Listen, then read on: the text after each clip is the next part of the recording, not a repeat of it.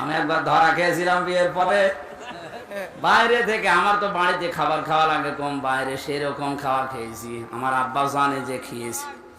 আসার সময় বাদাম নিয়েছি কয়েকটা। আমি বাড়িতে ঢোকার পরে বলছি, দাঁড়া, কি তোর কাছে কিছু আছে? না আছে। কি? বাদাম। কি করবে? আমার নারে দেব। নিজে তো খেয়েছো মরণের মতো, আর আসার সময় বাদাম নিয়েছি। ভালো জিনিস আনতে পারো না। ওই দিন থেকে বুঝেছিলাম যে না, নিজে যে খাবার খাওয়া লাগবে, ওই মানের খাবার স্ত্রীর জন্য ব্যবস্থা করা লাগবে।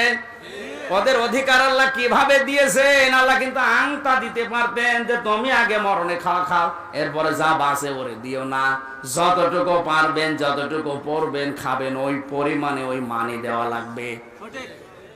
একবার শুনেছিলাম কুষ্টিয়াতে গ্রামে স্বামী স্ত্রী গন্ডগোল করেছে। এমন গন্ডগোল কথাও বলে না,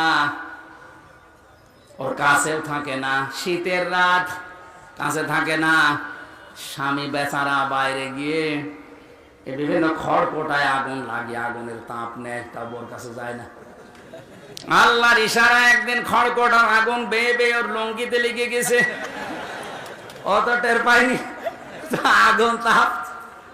ওর বউ জ্বালানোর ফাঁকা দিয়ে তাকিয়ে দেখে আগুন যে কায়দায় লেগেছে। আমি যদি এখনো কথা না বলি ওর সব, আর ওর যদি সব শেষ হয়ে যাতে আমার কি হবে? তখন জ্বালানা থেকে মুখ অন্যদিকে ঘুরিয়ে জোরে জোরে বলতেছে, আমি কারো সাথে কথাও বলি না, কারো লুঙ্গিতে আগুন লাগলে তাও বলি না। তাকিয়ে দেখছে হচ্ছে কি, দেখে লুঙ্গিতে আগুন, তাড়াতাড়ি লিপিয়ে বলছে, আল্লাহ তওবা করছি, জীবনে বেশি থাকতে অন্তত বউর সাথে কথা বন্ধ করবো না, এখনই পুড়ে মরে যেতাম। এতটুকু জায়গায় স্বামী স্ত্রী কথা বন্ধ হয়ে গেলে যদি অবস্থা হয়, এত বড় বিশাল জান্নাত, হযরতে হাওয়া কথা বলে না। আদম আলাইহিস সালাম বাধ্য হয়ে শেষ পর্যন্ত স্ত্রীর মন রাখতে গিয়ে ফলটা খেয়েছিলেন। নবীজি বলেন, দুনিয়া সিজনুল মুমিন ওয়া জান্নাতুল কাফির। দুনিয়া মুমিন যারা দাবি করবে তাদের জন্য জেলখানার মতো মনে হবে, আর কাফেরদের জন্য বেহেশতের মতো মনে হবে।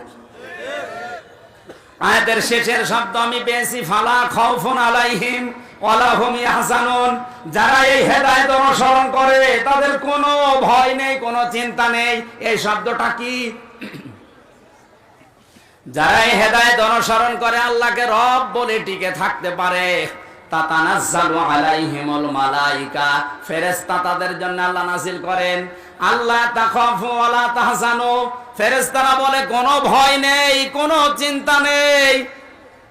এ কথা যাকে তাকে ফেরেশতা বলে না, যারা আল্লাহকে রব বলে টিকে থাকতে পারে তাদের ঈমানের উপরে।